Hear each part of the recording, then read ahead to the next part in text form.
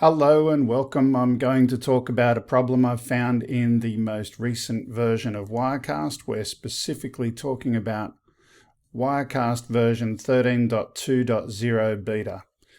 The problem that I'm looking at is a problem of scaling and screen geometry and maths. So if we have a look at a standard 1280 by 720p input, with that, I want to have two of those on the screen at the same time in a split screen arrangement, but I don't want to just have two 720 frames with black bars at the top. What I do want to do is to crop on the left and the right and a tiny bit at the bottom and the top. So if you can imagine at the top and the bottom, I'm going to crop 720 pixels top and bottom. And then on the left and the right, I've done the math and I've come up with a number that I've used in previous versions of Wirecast, that if I crop 335 pixels on the left and right, that's the magic number. How do we know that? So if we have a look over here, B5, which is this value over here, so 1280 minus 335 minus 335 is 610 pixels. So we're going to have a total left of 610 pixels. So let's do the math on that. Equals 610 times 2, 1220. So what do we have there? We've got 1220, which in addition to that, you're going to have 20 pixels on the left, 20 on the right, and 20 in the middle as a little border between the two frames. And of course, if we have a look over here, 680, this is our vertical, so we've got our 680 pixels plus 20 pixels at the top, 20 at the bottom. So the math works perfectly. So what do? We've got an existing, let's bring it in, new shot. There we go. We've already got our new shot, and we're going to load a template that I've got. Now, all this does is has two placeholders, A and B. There they are. We're going to use those. Now, if we go and bring that up now, let's bring up our properties.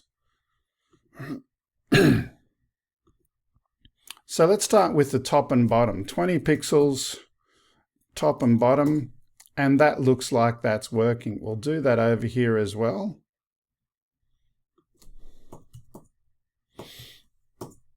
So that works, and it looks absolutely perfect as it previously did. However, the left and right cropping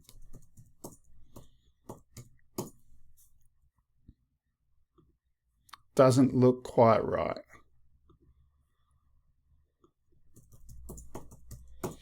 Now, when I did this before, in the previous versions of Wirecast, there was the same border that you see vertically there on the left and in between the A shot and the B shot, and again over here on the right. This looked like a really nice, classy, well laid out shot, but instead, if I go and put something in there now, let's go in and change source for source A.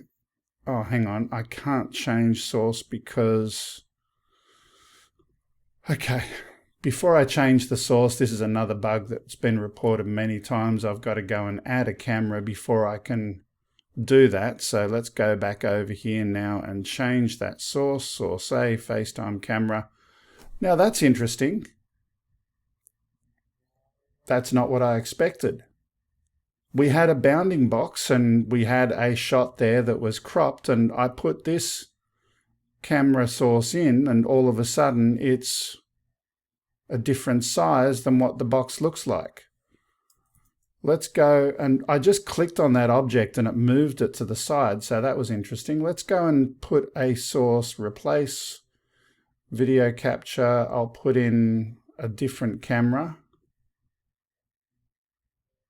And again, it's a different, and it's moved that when I clicked on it, which I wasn't expecting. I'll undo that. Command Z. These are totally, and it's moving it when I'm not asking it to move it. I'm just clicking on it and selecting it, and it keeps moving this shot. The scaling, and let's move that back again. This one looks like it's actually correct in terms of the screen geometry, but this one isn't. Let's double check over here. See if it's changed anything. 335, that one looks correct. 335, that one looks correct. So what do I have to do? So I've got to increase this left crop to about 345, let's try 400. I'll just do 400 there. 420.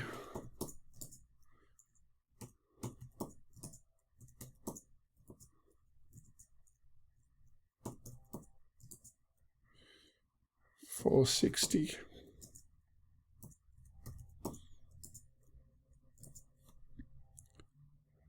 480.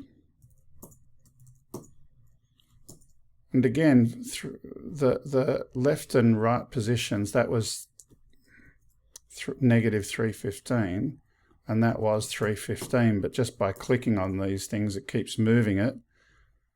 Let's try 500 and 500. So there's my 2-up shot with 2 cameras, and they're both, let's have a look at the sources. They should both be, oh, they may be different resolutions. Let's have a look at that.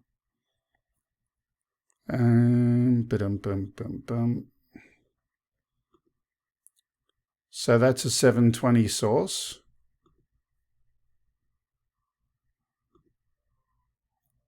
And that's a 1080 source. So maybe that's the answer, but previously it did definitely behave differently. Don't know what the solution to that is so that you can properly have templates with different, and again, clicking on this thing keeps on moving it. Watch this, let's just do it right now. I'm going to click on myself. I'm not going to move the mouse, I'm just going to click. And it moved it. I'll Command Z that, undo it. Let's go over here and watch the shot layer properties. I'm going to do it again. I'm going to click without moving the mouse. And all of a sudden it's moved from negative 315 to negative 305. This shot, let's do this one now. I'll even have it pre-selected. 315, if I click on it, that one didn't move. That one does move. This one doesn't move. There's something really weird and funky going on with that, but I have a bunch of templates that I'd like to use, and they're all broken. Now, officially, of course, Telestream is going to tell me, well, we don't support those templates the way that you're using them. Yeah, okay. Granted, they're XML files that I've custom created. But this is using the same syntax and format that's used for all of your virtual sets. So does that mean all of your virtual sets are now broken as well? I don't know.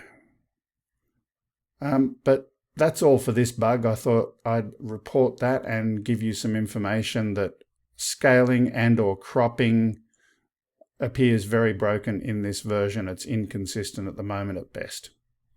Okay, that's all for now.